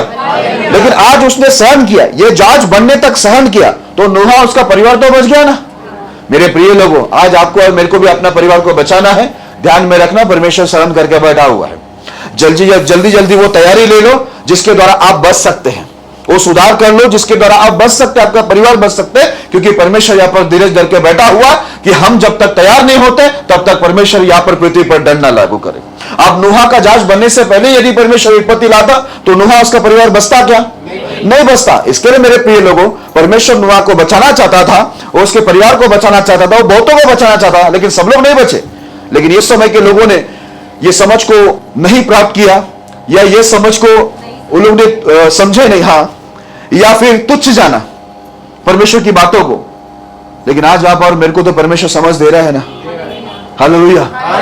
याद रखना, वो सहन करके बैठा हुआ है। इससे पहले कि उसकी सहन शक्ति टूटे और पृथ्वी पर कोई ऐसा दंड लागू कर दे जिसमें हम लोग भी नाश हो जाए, है ना। इसलिए परमेश्वर क्या बोला सदम गोमोरा के अंदर? बोला लूत जल्दी निकल। वो कितना देरी कर रहा था ना। फाइनली क्या हुआ? उसके देरी करने से लूत की पत्नी मर गई, नमक का खंभा बन के मर गई। आज आप और मैं भी देर करेंगे तो हमें, हमारे घर में भी कोई ना कोई मर जाएगा। फिर इससे पहले कि परमेश्वर की सहनशीलता टूटे, हम लोग सुधर जाए ना। हम लोग वो तैयारी करने जो नूह ने किया, हम भी एक ऐसा तैयारी करें कि हम बचे, हमारा परिवार बचे, हमारे द्वारा बहुत लोग बचे। वो सहन करके बैठा हुआ, लेकिन उसका सहन कभी भी टूट सकता है ना। अगर हम गुनाह में बना रहेगा, गलत काम करता रहेगा, बुरे काम करते रहेंगे, हम लोग प्रभु का निंदा करते ही रहेंगे, निंदा का कारण बने रहेंगे, हमारे वजह से संसार भी प्रभु के ऊपर उंगली उठाएगा। वो सहन करते करते कभी उसका सहन टूट गया तो, अचानक से विपत्ति आ गई हमारे पर, तो अचानक मौत आ गई, तो हम लोग क्या करेंगे? हालेलुया। उसकी सहनशीलता को तुच्छ मत जानना, उसकी कृपा, उसकी धीरज को तुच्छ मत जानना, क्योंकि उसकी सहनशीलता, उसका धीरज, उसकी कृपा हमें मन फिराव को सिखाती है। यहां पर नूह ने अपना समय को बर्बाद नहीं किया। लोग सुने या नहीं सुने, उसके बहू के परिवार वाले भी सुने या नहीं सुने, लेकिन नूहा ने, उसके परिवार ने, उसके बेटे, उसके बहू लोग और उसकी पत्नी, ये आठों मिलकर क्या किया, परमेश्वर की बातों पर और उसकी सहनशीलता पर, उसके धीरज पर, उसकी कृपा पर उन लोग ने भरोसा किया, उसे तुच्छ नहीं जाना। और उन लोग ने एक ऐसी तैयारी की कि उन लोग ने अपने आप को क्या कर लिया, बचा लिया। आज मेरे प्रिय लोगों, हमें भी अपने आप को बचाने के लिए कुछ तो मेहनत करना ही पड़ेगा। अपने पीछे दुनिया का छोड़ दो, दुनिया को दोष लगाने का छोड़ ही दो। आप यहां पर आपको दिख रहा है कि नोहा बोट के बाहर आकर दोष लगाने पड़ गया, ऐसा प्रभु दरवाजा बंद करके खिड़की से बाहर आ गया, ऐसा दिखाई दे रहा है आपको? प्रभु जरा मैं नीचे जाके आता हूं। हाँ जा, फिर खिड़की बंद हो जाएगा, बाद में बोलना मत। अच्छा ऐसा है कि फिर अंदर ही रहता हूं। भाई दुनिया का छोड़ो, अपने आप का जांच बनाओ, अपने आप को बचाओ। दुनिया का बहुत न्याय कर लिया, बहुत दोष लगा लिए, लेकिन बाइबल में लिखा है तू दूसरे पर दोष लगाता है और ये सोचता है कि तू बच जाएगा। नहीं नहीं नहीं नहीं, जैसा हम दूसरे का न्याय कर रहे हैं, परमेश्वर सेम वैसे हमारा न्याय करने वाला है। वो दिन होगा क्रोध का। ओके, यहां पर नूहा बच गया। अभी मैं आपको बताता हूं नया करार में, पहला तिमोथी पहला अध्याय 15-16 वचन। ये बात सच और हर प्रकार से मानने योग्य है कि मसीह यीशु पापियों का उद्धार करने के लिए जगत में आया, जिनमें सबसे बड़ा मैं हूँ। पर मुझ पर इसलिए दया हुई कि मुझ सबसे बड़े पापी में यीशु मसीह अपनी पूरी सहनशीलता दिखाए, कि जो लोग उस पर अनंत जीवन के लिए विश्वास करेंगे उनके लिए मैं एक आदर्श बनूं। हाँ, अभी ध्यान से सुनना, बड़ी काम की बात है यहां पर। ठीक है, ध्यान से सुनो, मुझे समझो, मैं जो बता रहा है उसको समझो। बड़ी महत्वपूर्ण बातें यहां पर पवित्र आत्मा लिखा हुआ है। क्या लिखा है मालूम है? ये बात सच है, ये बात सच और हर प्रकार से मानने योग्य है। ये सच भी है और हर प्रकार से, कोई भी प्रकार से आप देखेंगे तो मानने योग्य कि मसीह यीशु पापियों का उद्धार करने के लिए जगत में आया। ये भी बोलता सच भी है, मानने योग्य, और सच्चाई है कि प्रभु पापियों का उद्धार करने के लिए आया। ठीक है, पापियों पर दोष लगाने को नहीं आया, उद्धार करने आया। और ऐसा लिखा है जिनमें सबसे बड़ा मैं हूं। ये कौन बोल रहा है? पौलुस। उसने बोला इसमें कोई शक नहीं कि परमेश्वर यीशु मसीह जगत में पापियों का उद्धार करने को आया था, और उन पापियों में सबसे बड़ा पापी वो बोलता है मैं हूं। अगर पौलुस जैसा, जिसको महान सेवक बोला जाता है, अगर वो बोलता कि मैं सबसे बड़ा पापी हूं सब पापियों में, जबकि देखने जाए तो पुराने करार को बहुत अच्छा मानने वाला व्यक्ति था और यीशु मसीह में आया तो भी वो अच्छा चला, तो वो अपने आप को सबसे बड़ा पापी क्यों बोल रहा है? क्योंकि उसको मालूम है यदि मैं नम्र बनूंगा तो परमेश्वर मुझे शिरोमणि बनाएगा। अगर आपको ऊपर आ रहा है, आपकी गवाही अच्छी होनी चाहिए, आपकी आत्मिक जीवन अच्छी होनी चाहिए, शारीरिक जीवन में उन्नति होनी चाहिए। मेरे प्रिय लोगों, अगर आप खुद उड़ी खाओगे, खुद बड़ा बनना चाहोगे, तो बाइबल में लिखा जो अपने आप को बड़ा करने की कोशिश करेगा वो छोटा किया जाएगा। लेकिन जो अपने आप को छोटा कर देगा, उसको किसी के सामने हाथ जोड़ने की जरूरत नहीं। मुझे सेवा में लो ना, मेरे लिए कुछ करो ना, नहीं नहीं, जरूरत ही नहीं पड़ेगी। आप क्या करिए, इधर भीख मांग रहे, आप सीधा अपने आप को क्या करो, आपको परमेश्वर की सेवा में या अच्छी गवाही बनकर खड़ा होना ही है ना, आत्मिक जीवन अच्छा होना है ना, परमेश्वर के नियमों के आगे सीधा नम्र हो जाओ, किसी की जरूरत नहीं पड़ेगी। परमेश्वर इंग्लिश में लिखा है, हिंदी में तो शिरोमणि लिखा है, इंग्लिश में लिखा, वो आपको लिफ्ट करेगा। बात खत्म हो गई ना? हालेलुया। आप परमेश्वर के नियमों को सीधा उसकी आज्ञा को मानना शुरू कर दो, उसके आगे नम्र बन जाओ, वो आपको शिरोमणि बनाएगा। पौलुस ये बात को जानता था, इसलिए वो बोलता इस बात में कोई शक नहीं कि परमेश्वर इस धरती पर पापियों का उद्धार करने आया, तो सब पापियों में मैं कौन हूं? सबसे बड़ा पापी हूं, उसने बोला। अगर जब वो बोल सकता है कि मैं पापी, उसने दूसरे का बोल रहा है क्यों? नहीं, वो खुद को बोल रहा है बड़ा पापी। ये पौलुस जैसा बात कब बोलेंगे आप? पौलुस जैसा गवाही कैसा कब बनेंगे? पौलुस जैसा सामर्थ कब पाओगे आप? पौलुस जैसा सेवकाई कब करोगे? कब मालूम है? जब आप ये मान ले कि मैं कलीसिया के अंदर जितने पापी लोग हैं उनसे बड़ा पापी मैं हूं, जितने दोषी लोग हैं सबसे ज्यादा दोषी मैं हूं। जिस दिन आप बोलेंगे उस दिन परमेश्वर आपके पीछे काम करना शुरू करेगा और आप भी पौलुस जैसा बन जाओगे। इसके लिए पौलुस क्या बोलता मालूम है? इसमें कोई शक नहीं बोलता कि यीशु मसीह इस धरती पर सबका उद्धार करने आया पापियों का, उस सबसे बड़ा पापी मैं हूं। और लिखा है, बोलता है मुझ पर यीशु मसीह ने क्या दिखाया? पूरा सहनशीलता दिखाया। बोलता है मेरे पर दया इसलिए हुआ यीशु मसीह का, ये पापी के ऊपर, बड़ा पापी के ऊपर, ताकि यीशु मसीह अपनी पूरी सहनशीलता मुझे दिखाए। उसने सहन किया। यीशु मसीह उसको डायर मार सकता था उधर, क्योंकि वो कलीसिया को उजाड़ रहा था, बहुतों को तकलीफ दिया, लेकिन वो यीशु मसीह उसके लिए सहन किया। उसको जानता है कि यीशु मसीह मुझे सह रहा था, झेल रहा था मुझे, बोलता है उसने अपनी पूरी सहनशीलता दिखाया। क्यों दिखाया बोलता मालूम है? कितनी अच्छी बात लिखा है कि जो लोग उस पर आनंद जीवन के लिए विश्वास करेंगे, जितने लोग यीशु मसीह पर विश्वास में आएंगे, आनंद जीवन के लिए यीशु पर भरोसा करेंगे, उनके लिए मैं एक क्या बनूं? आदर्श बनूं। अभी एक जन मुझे उठ के बोलना मैं कलीसिया के लिए आदर्श है, बोल देना, मैं अपना पद छोड़ दूंगा। मैं गारंटी देता हूं, आप बोलते हैं ना दूसरे पर दोष लगाते, आप बोलना मैं ये चर्च के लिए आदर्श हूं, इतना खाली बोल दो, मैं माइक नीचे रख के निकल जाऊंगा, दूसरे इधर आऊंगा नहीं प्रचार के लिए। बोलो कौन आदर्श है कलीसिया के लिए? अरे कोई है या नहीं? कोई है यहां पर कलीसिया के लिए आदर्श? हाँ, तो खुद को सुधारो ना भाई और बहन।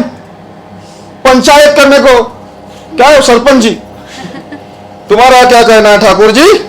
इसका क्या हो रहा है? क्या रे मुंह काला करे इसका, गधे पर उल्टा बैठा दे।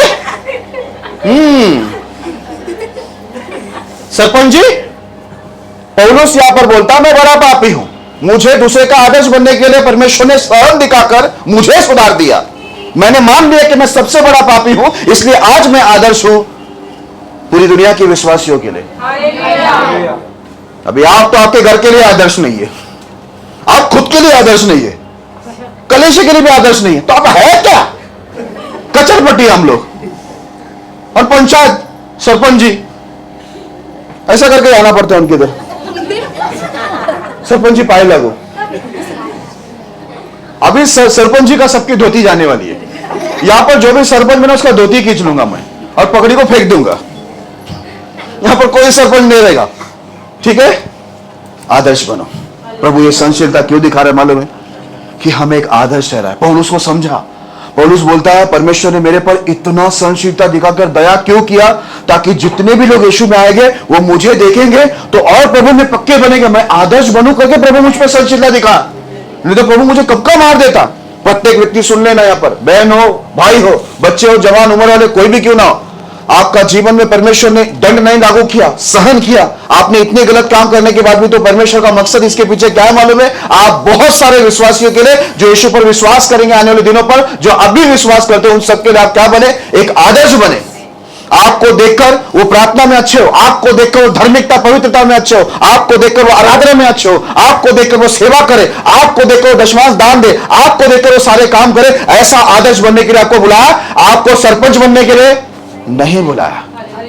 तो लाइए सबका पगड़ी, जाते जाते मैं पगड़ी देके जाना।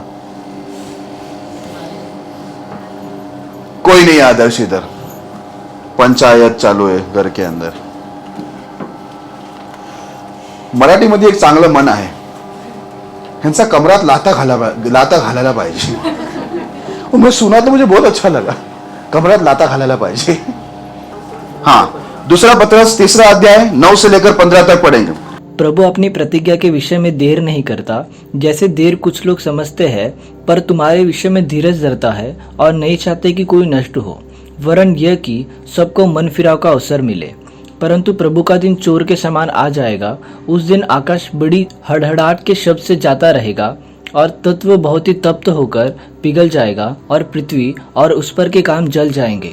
जबकि ये सब वस्तुएं इस रीति से पिघलने वाली है, तो तुम्हें पवित्र चाल चलन और भक्ति में कैसे मनुष्य होना चाहिए और परमेश्वर के उस दिन की बाट किस रीति से जोना चाहिए और इसके जल्द आने के लिए कैसा यत्न करना चाहिए, जिसके कारण आकाश आग से पिघल जाएगा और आकाश के गण बहुत ही तप्त होकर गल जाएंगे। पर उसकी प्रतिज्ञा के अनुसार हम एक नए आकाश और नई पृथ्वी की आस देखते हैं, जिनमें धार्मिकता वास करेगी। इसलिए हे प्रियो, जबकि तुम इन बातों की आस देखते हो, तो यत्न करो कि तुम शांति से उसके सामने निष्कलंक और निर्दोष ठहरो और हमारे प्रभु के धीरज को उद्धार समझो, जैसा हमारे प्रिय भाई पौलुस ने भी उस ज्ञान के अनुसार जो उसे मिला है तुम्हें लिखा है। हालेलुया। अब ध्यान देना, यहाँ पर लिखा प्रभु अपनी प्रतिज्ञा के विषय में देर नहीं करता। जैसे देर कुछ लोग समझते हैं, उनको लगता है कि परमेश्वर ने वादा किया है, प्रतिज्ञा दिया है, उसमें क्या देरी हो रही है, लेकिन परमेश्वर देर नहीं कर रहा है। परमेश्वर जो बोला है वह करने वाला है। लेकिन परमेश्वर तुरंत क्यों किसी के ऊपर दंड नहीं लागू कर रहा है? क्यों तुरंत वो आ रहा नहीं है न्याय करने के लिए? तुरंत क्यों नहीं आ रहा है? उसका कारण यहां पर लिखा है, पर तुम्हारे विषय में वो धीरज धरता है। क्या करता है वो? बोलता है तुम्हारे विषय में धीरज धरता है और नहीं चाहता कि कोई नष्ट हो, वरन यह कि सबको मन फिराव का अवसर मिले। वो आने में देरी इसलिए कर रहा है ताकि सबको मन फिराव का अवसर मिले। बोलता हुआ हमारे विषय में देरी कर रहा है, धीरज धर रहा है, ताकि हम आप क्या करें, अपनी गलती, अपने गलत कामों को क्या करें, सुधार के लिए। परमेश्वर हमारे लिए वेट कर रहा है कि हम सुधरे, हम दूसरे का वेट कर रहे हैं कि वो कब सुधरेगा। हम उसकी पंचायत लेके बैठे, उस पे दोष लगा रहे, इस पे दोष लगा रहे। परमेश्वर हमें देख के बैठा है कि भाई ये कब सुधरेगा, ये कब मन फिराएगा। तो परमेश्वर ने क्या ही दिया मालूम है, मन फिराने के लिए, हमको अवसर देने के लिए वो धीरज धर कर बैठा हुआ है, क्योंकि वो नहीं चाहता एक भी व्यक्ति क्या हो, नाश हो। इसके लिए वो तुरंत नहीं आ रहा है, क्योंकि तुरंत आएंगे तो हम लोग अभी अगर नियमों में बने नहीं हुए हैं तो हम लोग नाश हो जाएंगे। तो इसके लिए प्रिय लोगों, हम दूसरे का छोड़ दो, अपनी चिंता करो, अपनी परिवार का चिंता करो। आगे ऐसा लिखा हुआ है, परंतु प्रभु का दिन चोर के समान आएगा। मैं बोला ना, वो अचानक से आ जाएगा।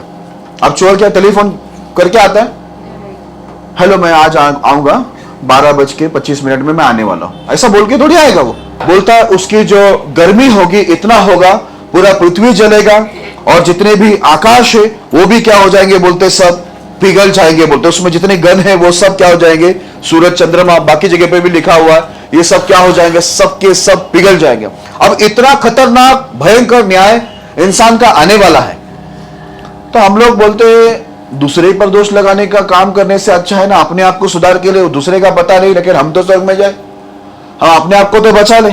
जब इतने खतरनाक बोलता है, देखा आकाश कैसे हड़बड़ाहट के शब्दों के साथ जाता रहेगा, आकाश भी पूरा जाएगा, उसमें जितने गण है वो भी सब पिघल जाएंगे। बोलते पृथ्वी पूरा जल जाएगा, उसकी पृथ्वी पे जितने काम किए गए, जितने बड़े बड़े काम लोग करके बैठे ना, सबके सब जलने वाले। बोलते पहले पानी के द्वारा हुआ, अब आग के द्वारा क्या होगा, ये पृथ्वी नाश होगा। आगे ऐसा लिखा हुआ है, जबकि ये सब वस्तु इस रीति से पिघलने वाली है। सोचो इस बार नूह के समय ठंडी मौत नहीं हम लोग को। नूह के समय कैसा मौत था, ठंडा वाला मौत था। अभी कौन सा मौत है, गर्म मौत है। यहां पर सब कुछ बोलता पिघलने वाला है। आप सोचिए जब सब कुछ पिघल जाएगा, आपने न्यूज में सुना होगा लावा के बारे में, तो इसलिए तो लिखा हुआ है जबकि ये सब वस्तुएं इस रीति से पिघलने वाली है, तो तुम्हें पवित्र चाल चलन और भक्ति में कैसा मनुष्य होना चाहिए। यहां पर पवित्र आत्मा सवाल पूछता है, इस प्रकार पूरी पृथ्वी गलने वाली है, जलने वाली है, ठीक है, आकाश भी पूरा जाते रहने वाला है, सारे तारागण चंद्रमा और सूरज ये सब पिघल जाएंगे, नष्ट हो जाएंगे, तो ऐसा खतरनाक न्याय होने वाला है। तो बोलता है तुम पवित्रता में, पवित्र चाल चलन में कैसा मनुष्य होना चाहिए, भक्ति में कैसा मनुष्य होना चाहिए। सरपंच जैसा, पंचायत वाले जैसा, दूसरों का न्याय करना, दूसरे के ऊपर दोष लगाना, दूसरे की खोड़ी निकालना, दूसरे की गलती ढूंढ के निकालना, ऐसा मनुष्य होना चाहिए। इधर पूछा तुम कैसा मनुष्य होना चाहिए भक्ति में और पवित्र चाल चलन में, क्योंकि इतना भयंकर न्याय है। अभी देखो सब नया करार में लिखा हुआ है, ये भयंकर न्याय के बारे में पुराना करार नहीं, नया करार में लिखा कि कितने भयंकर न्याय है। तो बोले तुम कैसा मनुष्य होना चाहिए भक्ति में और पवित्र चाल चलन में, जैसा भी है वैसा तो बिल्कुल नहीं होना चाहिए। आगे लिखा हुआ है, और परमेश्वर के उस दिन की बात किस रीति से जोना चाहिए और उसके जल्दी आने के लिए कैसा यत्न करना चाहिए। बोलता है वो दिन की हम लोग कैसे बात जोना चाहिए, मतलब वेट कैसा करना चाहिए। वो अचानक आएगा, बोलता है वो अचानक इस धरती का न्याय होगा, ये धरती ये पृथ्वी खत्म हो जाएगा, तो हम लोग कैसा तैयारी लेकर बैठना चाहिए पूछते हैं यहाँ पर। और उसके जल्द आने की, वो जल्दी कभी भी आ सकता है, उसकी तैयारी कैसा लेना चाहिए। हम लोग जल्दी सुधरेंगे तब वो जल्दी आके हमको जल्दी लेके जाएगा, जल्दी समस्या खत्म हो जाएगी पृथ्वी में, है क्या नहीं। हम लोग जो झेल रहे हैं इधर पृथ्वी की सारी बुराई को जो है जल्दी सब खत्म हो जाएगा, जल्दी हम सुधर गए तो प्रभु देखेगा सब सुधर गए, आ जाओ, नाव बन गया है नूह का, ये देख के आए ना शुभ परमेश्वर, बराबर ना। ऐसा तो नहीं ना अरे बाप रे ये बाकी वो बाकी मैं आ जाता हूं, ऐसा तो नहीं हुआ ना, घाई नहीं किया ना परमेश्वर ने, ठीक है ना। नाव बन गया तब परमेश्वर आया, दरवाजा खुद बंद किया और नूह उसके परिवार को बचा लिया। तो मेरे प्रिय लोगों, परमेश्वर हमें भी देख रहा है, इसलिए पूछ रहा तुम्हें कैसे यत्न करना चाहिए। तैयारी करो, वो कभी भी आ सकता है, उसकी सहनशीलता को तुच्छ मत गिनो। आगे ऐसा लिखा हुआ है, जिसके कारण आकाश आग से पिघल जाएगी और आकाश के गण बहुत ही तप्त होकर गल जाएंगे। अब सोचो आकाश पिघल जाएगा, आकाश के गण पिघल जाएंगे इतना गर्म होकर, तो इंसान का क्या होगा। अब ये नया करार में लिखा है मेरे प्रिय लोगों, आप इसको हल्के में मत लेना। इतना गर्मी आएगी, लावा आएगा कि आकाश नहीं ठहरेगा, आकाश के सारे गण जाते रहेंगे, वो तक तप्त होकर पिघल जाएंगे बोलते। तो इंसान का क्या होगा, हड्डी तक नहीं रहेगी मेरे प्रिय लोगों। वो मौत आने वाले परमेश्वर नया करार में रखा, इसलिए दूसरों का छोड़ो, अपने आप को और अपने परिवार को बचाने का सोचो। आप बच गए, परिवार बच गया, बाद में बचाने जाना दूसरों को। आगे ऐसा लिखा है, पर उसकी प्रतिज्ञा के अनुसार हम एक नए आकाश और नई पृथ्वी की आस देखते हैं जिनमें धार्मिकता वास करेगी। लिखा है अभी उसकी प्रतिज्ञा के अनुसार एक नया आकाश नई पृथ्वी है बनने वाली है। उसमें कौन जाएगा मालूम है? सिर्फ उसमें वास कौन करेगा? धार्मिकता। हम हैं यहां पर, उठ के बोलो मैं धर्मी हूं, ऐसा बोलो जरा, बोल पाएंगे? आप तो आएंगे नहीं, गिनती में दूर दूर तक नहीं पहुंचेंगे। तो मेरे प्रिय लोगों, सुधरने की किसको जरूरत है? मुंह से बोलो, बरोबर है। दूसरे को दोष लगाना अपना काम है क्या? फिर क्यों लगाते हो? बंद करो मुंह। हालेलुया। सिर्फ धार्मिकता वास करेगी वो नई आकाश नई पृथ्वी में। इसलिए मेरे प्रिय लोगों, अपने आप को बचाना है। कौन क्या कर रहा है वो जरूरी नहीं। आगे ऐसा लिखा है, इसलिए हे प्रियो, जबकि तुम इन बातों की आस देखते हो तो यत्न करो कि तुम शांति से उसके सामने निष्कलंक और निर्दोष ठहरो। जब तुम आशा करते हो कि नई आकाश नई पृथ्वी में आनंद जीवन में आप प्रवेश करें, अगर आशा कर रहे तो कैसा रहो मालूम है? निष्कलंक और निर्दोष बनकर परमेश्वर के सामने रहो। कोई गुनाह कोई गलत काम आप में नहीं रहना चाहिए। देखो, आपको देखकर ही बहुत लोग सुधरने वाले। जब तक आप नहीं सुधरेंगे, मैं तो बोलता हूं आप नहीं सुधरेंगे, आप हमारी कलीसिया नहीं सुधरेगी। अब जो भी आएगा मेरे पास किसी का दोष लगाने को, मैं बोलूंगा पहले भाई आप सुधरो, उसके बाद ही दूसरे सुधरने वाले। हालेलुया। परमेश्वर के सामने निष्कलंक और निर्दोष बन के रहो, क्योंकि हम लोग आशा देख रहे हैं कि हम लोगों को क्या मिले? आनंद जीवन मिले, जहां पर धार्मिकता वास करेगी। वो नया पृथ्वी नया आकाश बनेगा, उसमें हमें धार्मिकता बनके धार्मिक बनके हम लोग को वास करना। इसलिए हम लोग को परमेश्वर के सामने निर्दोष और निष्कलंक बनके रहना। कोई कलंक हमारे ऊपर, कोई दोष हमारे ऊपर नहीं रहना चाहिए। हालेलुया। ये उंगली उठा के बोलना नहीं चाहिए भाई ये ऐसा गलत काम कर रहा है करके। किसी के भी देखने में, परमेश्वर के भी देखने में हम लोग कभी कोई गलत काम, हमारे अंदर कोई दोष कोई कलंक हमारे ऊपर दिखाई नहीं देनी चाहिए। इसमें मेहनत करो, अपने आप पर मेहनत करो। देखो आप सुधरोगे, बहुत लोग सुधर जाएंगे। हालेलुया। ओके, आगे लिखा हुआ है, और हमारे प्रभु के धीरज को उद्धार समझो। हमारे प्रभु के धीरज को क्या समझो? उद्धार। ध्यान में रखना, वो धीरज धर रहा है क्या के लिए मालूम है? आपके उद्धार के लिए। उसके धीरज को आप उद्धार समझो। वो उतना सहन कर रहा है आपके उद्धार के लिए। अगर आप समझ जाए कि वो चुप बैठा है तो समझ लेना क्यों चुप बैठा, क्यों सह रहा है, ताकि आप सुधरो, जल्दी जल्दी आज्ञाओं को पालन करके लो, क्योंकि उसी में आपका क्या है? उद्धार है। जैसे लिखा है, जैसे हमारे प्रिय भाई पौलुस ने भी उस ज्ञान के अनुसार जो उसे मिला तुम्हें लिखा है। हालेलुया। आप परमेश्वर की ओर से जो ज्ञान मिला पौलुस ने क्या कर दिया? हमें बाइबल के अंदर, बाइबल में लिखा है, लिख के रखा हुआ है, ताकि आप और मैं उस बातों से क्या हो? समझे। Praise the Lord. इसके लिए उसकी सहनशीलता आज हमारा उद्धार है, उसका धीरज हमारा उद्धार है। ध्यान में रखना, वो जितना टाइम चुप बैठा है उतना हमारे लिए अच्छा है। नेक्स्ट वचन, निर्गमन 34 अध्याय 5 से 9। निर्गमन 34 अध्याय 5 से लेकर 9। तब यहोवा ने बादल में उतरकर उसके संग वहां खड़ा होकर यहोवा नाम का प्रचार किया।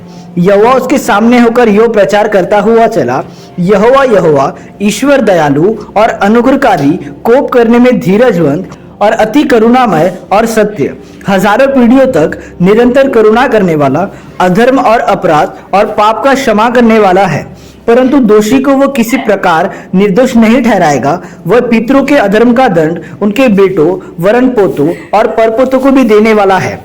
तब मूसा ने तुरंत पृथ्वी की ओर झुककर दंडवत की और उसने कहा, हे प्रभु, यदि तेरे अनुग्रह की दृष्टि मुझ पर हो तो प्रभु हम लोगों के बीच में होकर चले। ये लोग हठीले तो है तो भी हमारे अधर्म और पाप को क्षमा कर और हमें अपना निज भाग मान के ग्रहण कर। हालेलुया। अब देखो यहाँ पर क्या हुआ, ध्यान से सुनना। यहाँ पर लिखा, तब यहोवा ने बादल में उतरकर उसके संग वहां खड़ा होकर यहोवा नाम का प्रचार किया। यहोवा उसके सामने होकर यो प्रचार करता हुआ चला, यहोवा यहोवा ईश्वर दयालु अनुग्रहकारी, कोप करने में धीरजवंत और अति करुणामय और सत्य। हालेलुया। आज वो गुस्सा करने में क्या है? वो धीरजवंत है, अति करुणामय और धीरजवंत है। वो क्यों धीरज धर रहा है? वो नहीं चाहता कि कोई मरे। वो किसी को, बाइबल में लिखा है, वो किसी को भी मारने से प्रसन्न नहीं होता, किसी को दंडित करने से, किसी के ऊपर शाप लागू करने से वो बिल्कुल बोलता है प्रसन्न नहीं होता। सब बाइबल के अंदर साफ लिखा हुआ, वो खुशी नहीं होता, इसलिए लिखा है वो क्रोध करने में धीरजमंद है करके, वो बहुत धीरज धरता है, अपने गुस्से को कंट्रोल में रखता है कि उसकी वजह से कोई मरे नहीं।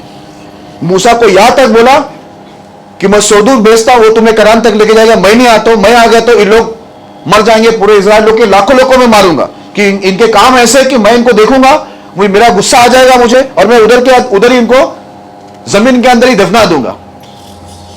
अब वहां पर देखो वो बता रहा है, परमेश्वर अपने बारे में बता रहा है, अपना खुद का प्रचार कर रहा है कि मैं कोप करने में क्या हूं, धीरजवंत। ऐसा लिखा है, हजारों पीढ़ी तक निरंतर करुणा करने वाला, अधर्म और अपराध और पाप की क्षमा करने वाला है वो। परंतु याद रखना, वो अधर्म पाप को क्षमा करता है, लेकिन बाइबल के अंदर लिखा है परंतु वो दोषी को वह किसी प्रकार से निर्दोष न ठहराएगा। अगर लास्ट तक तुम ऐसे ही बने रहोगे, गलतियों को सुधारोगे नहीं, वही काम तुम दोबारा वही पाप करके करके परमेश्वर को ललकारोगे, तो लिखा हुआ है वो दोषी को किसी रीति से वो निर्दोष नहीं ठहराएगा। वो पितरों के अधर्मों का दंड उनके बेटों को वरन पोते परपोतों को भी देने वाला है। अभी मां बाप समझ के लेना, आपका पाप, आपका अधर्म, आपका गलत काम आपके बच्चे, आपके पीढ़ी के ऊपर भी क्या लाएगी, विपत्ति लाएगी। इसलिए मेरा ये कहना है, घर आपका हो या मेरा, ये घर के बड़े लोग सुधरना बहुत जरूरी है। बड़े सुधरेंगे तो बराबर बच्चे, पोते, नाते सब सुधरेंगे, लेकिन बड़े बराबर नहीं है। इसलिए दिखा है, देखो पितरों का दंड भी वो बेटे, पोते, परपोते तक भी दंड देने वाला है। तो अभी संभल के, जो भी माँ बाप है वो संभाल के चाल चलो, जो करने का है। वो धीरजमंद है, धीरज क्यों डर रहा है, आप सुधरे, वो नाश नहीं करना चाहता, लेकिन गलत काम करेगा वो निर्दोष को कभी भी, वो दोषी को कभी वो निर्दोष नहीं ठहराएगा। आप दोषी है तो आपके ऊपर आपका दोष, आपके ऊपर दंड लेके आएगा, आपके ऊपर ही नहीं, आपके बेटे, पोते, परपोते तक आपकी विपत्ति आने वाली है। आगे देखो, मूसा ने जैसे परमेश्वर का प्रचार सुना, लिखा हुआ है, तब मूसा तुरंत पृथ्वी की ओर झुककर दंडवत की, तुरंत परमेश्वर के सामने दंडवत किए करके बोला, और उसने कहा, हे प्रभु, यदि तेरी अनुग्रह की दृष्टि मुझ पर हो तो प्रभु हम लोगों के बीच में होकर चले, हमें छोड़ो मत, हमारे बीच में चलो आप। ऐसा करके मूसा प्रार्थना किया और बोला, ये लोग हठीले तो है। अब मूसा की प्रार्थना देखो, बेचारा मूसा भी अच्छा इंसान, बोलता ये हठीले ही है प्रभु, तो भी हमारे अधर्म और पाप को क्षमा कर और हमें अपना निज भाग मान के ग्रहण कर ले। एक सेवक यही प्रार्थना करेगा, परमेश्वर ये हठीले है, लेकिन फिर भी हम लोग अपना निज भाग बनाकर ग्रहण करो प्रभु, मारो मत। परमेश्वर बोला मैं धीरज धर रहा हूं, लेकिन मैं दोषी को निर्दोष नहीं ठहराऊंगा। एक दोषी है उसको मैं दंड दूंगा, उसके बेटे को, उसके पोते को, उसके परपोते तक मैं इसको दंड दूंगा। इसके लिए जो भी लोग जैसा व्यवहार करते हैं संभल के करना। माँ बाप की गलती, माँ बाप का पाप बच्चों के ऊपर आते हैं, पोते परपोते तक भी जाता है। इसके लिए संभल कर चाल चलो। आपका शैतान आपके बच्चों में भी रहेगा, आपकी आदतें उनमें भी रहेगी। इसके लिए क्या बच्चों के सामने करते हो, आप कैसे आदर्श बनते हो, कैसे रोल मॉडल है, आपको देख के आपके बच्चे क्या सीखते, जरा देखो। आप ऐसा पगड़ी बिगड़ी डाल के पंचायत करने बैठ गए, सरपंच बन के, तो आपके बच्चे को भी वही आदत लग जाएगा। माँ बाप के लिए एक बार और एक वचन पढ़ूंगा जो सेम वचन है, शॉर्ट में बहुत अच्छे वचन है। गिनती 14:18 पढ़ लेना। गिनती 14:18। यहोवा कोप करने में धीरजवंत और अति करुणामय और अधर्म और अपराध का क्षमा करने वाला है, परंतु वो दोषियों को किसी प्रकार से निर्दोष नहीं ठहराएगा, और पूर्वजों के अधर्म का दंड उनके बेटों, पोतों और परपोतों को भी देता है। हालेलुया। ध्यान देना, यहाँ पर क्या लिखा है, यहोवा कोप करने में धीरजवंत और अति करुणामय है, वो अधर्म और अपराध को क्षमा करने वाला है। लेकिन क्षमा आप मांगना भी तो चाहिए, आप अपने आप को अपराधी मानना चाहिए, पापी मानना भी चाहिए। पौलुस ने अपने आप को सबसे बड़ा पापी माना, इसके लिए उसके अधर्म क्षमा भी हो गए, वो एक बहुत बड़ा सेवक बना, उसकी जरा बड़ी सेवकाई हुई। जबकि आज तक भी उसकी जो गवाही है, बहुतों को क्या कर रहा है, उद्धार में डाला है, चंगाई दे रहा है, मुक्ति दे रहा है, प्रभु में स्थिर कर रहा है। उसकी गवाही आज तक बनी हुई, भले वो शरीर में मर गया, उसकी गवाही नहीं मरी। आज भी देखो बाइबल उसकी गवाही देती है। इसलिए लिखा है, देखो अगर आप भी पाप की क्षमा चाहते हो तो पहले आपको अपने आप को बड़ा पापी मानना पड़ेगा। एक एक को अपनी गलती मालूम ही नहीं, एक एक लोग को मैं समझाने, भाई तुम ये क्यों कर रहे हो, तुम्हारे से दूसरे, हम लोग तो अच्छा सोच के, अच्छा सोचो ही मत, तुम्हारा अच्छा ही बुरा है भाई। तुम अच्छा सोचा मतलब सामने वाले का बर्बादी हो गई, पक्का वो नरक में जाएगा सामने वाला। एक बार मैं ऑफिस में काम कर रहा था, हमारी कलेशा का भाई दूसरे को प्रचार कर रहा था, उसने गाली दे दिया उसको। क्या बोला उन्होंने? मेरे को बुला के बोला, देखो आप एक धर्मी इंसान है, लेकिन इसको गाली देके बोला ये इंसान स्वर्ग में जाएगा चलेगा, मैं नहीं जाऊंगा चलेगा, इसको सुधार, इसको बात करने की तमीज नहीं है, ये मुझे बोला। आप सोचिए, मेरे सामने ये बात हो गया। आप ये मत बोला अच्छा सोच के, आपके हिसाब से बहुत कुछ अच्छा ही है, लेकिन सामने वाले को नुकसान हो रहा है, कलेशों को नुकसान हो जाती है, बहुत सारे नुकसान होते हैं। हमने तो अच्छा सोच के किया। तुम्हारे हिसाब से है ना भाई, सारे गलत चीज क्या है मालूम है? अच्छा है। यही बड़ा समस्या है, अच्छा सोच के कर दिया। हालेलुया। ध्यान में रखो, कोई भी आपका अच्छा सोच के आया, बाइबल से देख लेना, ये सामने वाला जो अच्छा सोच के आया है उसमें आपका पूरा खड्डे खोदे रहेंगे, ठीक है? इतने नीचे खड्डे, पाताल तक गया होगा वो खड्डा। हाँ, तो ये ध्यान में रखना, वो क्षमा करने वाला है, वो अति करुणामय है, और वो क्रोध करने में धीरजवंत है। ऐसा लिखा हुआ है, यदि कोई दोषी है वो उसको निर्दोष नहीं ठहराएगा, वो उसको, उसके बेटे, उसके परपोते तक भी क्या करेगा? पोता परपोता तक भी वो दंड को लेके जाएगा। इसके लिए परमेश्वर का भय मानो, क्षमा के लिए वो तैयार है। बोलता है वो क्षमा करता है अधर्म को, पापों को क्षमा करता है। किसको करेगा?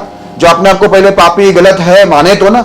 मैं एक एक को समझा, मैं कई लोग के लिए मुंह बंद कर दिया मालूम है। मुझे ऐसा लोग बिल्कुल पसंद नहीं है जो विवाद में आते। मैं उन लोग की गलती बिल्कुल नहीं बताता, कोई भी होने दो, मेरा घर वाला भी होगा था, मैं नहीं बोलता हूं। हकीकत है, देखो मैं प्रभु के उपस्थिति में खड़ा, मैं यहाँ पर झूठ नहीं बोलूंगा। मेरे घर वाले को भी मैं समझा नहीं आता, जैसे उन लोग देखते कि विवाद में कुछ बात उठा देते हैं, उन लोग मेरी बात को काटते हैं। जैसे उन लोग बात को काटते हैं, मैं रुकता हूं, फिर बोलता नहीं। और एक सेवक की बातें एक आम व्यक्ति के लिए कितनी आशीष वाली बात है। आप तुरंत बोलेगा कि नहीं मैं कुछ गलत नहीं, मैंने तो अच्छा सोच के किया था। अच्छा मत सोचो ना भाई, परमेश्वर है ना, अच्छा है ना, उसके सेवक मर गया क्या? मैं क्या गया सीढ़ी में? अभी मैं हूं ना सोचने के लिए। आप अच्छा सोचते लोगों का बुरा होता है, परेशानी बढ़ती है। मेरा एक काम करो, आप अच्छा सोचना है ना, आपके बारे में सोचो। ओके, दूसरा थिस्सलुनीकियों तीसरा अध्याय 5 वचन। दूसरा थिस्सलुनीकियों तीसरा अध्याय 5 वचन। परमेश्वर के प्रेम और मसीह के धीरज की ओर प्रभु तुम्हारे मन की अगुवाई करे। हालेलुया। पौलुस की एक प्रार्थना है, परमेश्वर के प्रेम और मसीह के धीरज की ओर प्रभु तुम्हारे मन की अगुवाई करे। अब पौलुस ने प्रार्थना किया कि परमेश्वर का जो प्रेम है और मसीह जो इतना धीरज धरा हुआ कि आपके ऊपर विपत्ति दंड नहीं लागू कर रहा है, मौत नहीं दे रहा है, पौलुस ये प्रार्थना कर रहा है कि तुम्हारे मन को परमेश्वर क्या करे? परमेश्वर की प्रेम और मसीह के धीरज की ओर क्या करे? मोड़ दे, अगुवाई करे। हालेलुया। आज मेरे प्रिय लोगों, ये मसीह जो धीरज धर के बैठा है, आपके ऊपर विपत्ति नहीं डाल रहा है, आप क्या करें? आप भी, पौलुस तो अपने लिए प्रार्थना किया, अभी हम खुद प्रार्थना करें कि हम लोग भी क्या करें? हमारे मन परमेश्वर की ओर लगाने के लिए प्रार्थना करें कि जो धीरज धर के बैठा, उस धीरज की ओर, उसके प्रेम की ओर हमारा क्या हो जाए? हमारा मन परमेश्वर की हो जाए, परमेश्वर की ओर हो जाए। हालेलुया। देखो कितना अच्छा उसने प्रार्थना किया, परमेश्वर के प्रेम और मसीह के धीरज की ओर प्रभु तुम्हारे मन की अगुवाई करे। आज आप खुद ये बोलना चाहिए, परमेश्वर मेरे मन की अगुवाई कर कि मैं आपका जो धीरज आपने धर के बैठा हो, मेरा मन आपकी ओर लगे, मैं आपके प्रेम में बने रहूं, आपके नियम में बने रहूं। अगर आप अपने लिए खुद के लिए बैठ नहीं सकते 4-5 घंटा मेरे प्रिय लोगों, तो आप दूसरे का काहे के लिए पंचायत करने बैठे? जब खुद के लिए आप 3-4 घंटा प्रार्थना नहीं कर सकते, खुद के लिए बाइबल नहीं पढ़ सकते, खुद के लिए उपवास नहीं कर सकते, तो आप दूसरे का पंचायत लेके क्यों बैठे? किसने तुम्हें अधिकार दिया दोष लगाने का? आप खुद के लिए कुछ नहीं कर पा रहे। यहां पर देखो पौलुस हमारे लिए प्रार्थना कर रहा है कि तुम्हारा मन उसकी धीरज और प्रेम में लगे, परमेश्वर अगुवाई करे बोलता है। अब उसको क्या पड़ी है, लेकिन वो कर रहा है क्योंकि अच्छा सच्चा पास्टर है, वो सेवक है। अभी आप भी क्या करें? अपने और अपने परिवार के लिए क्या करें? ऐसे प्रार्थना करें, परमेश्वर इनका मन परमेश्वर की धीरज, मसीह की धीरज और परमेश्वर के प्रेम की ओर लगे। हालेलुया। मेरी भी यह प्रार्थना रहेगी, लेकिन ध्यान में रखना, परमेश्वर की सहनशीलता कभी तुच्छ मत समझना। आज परमेश्वर सह रहा है, याद रखना, बहुत झेल रहा है।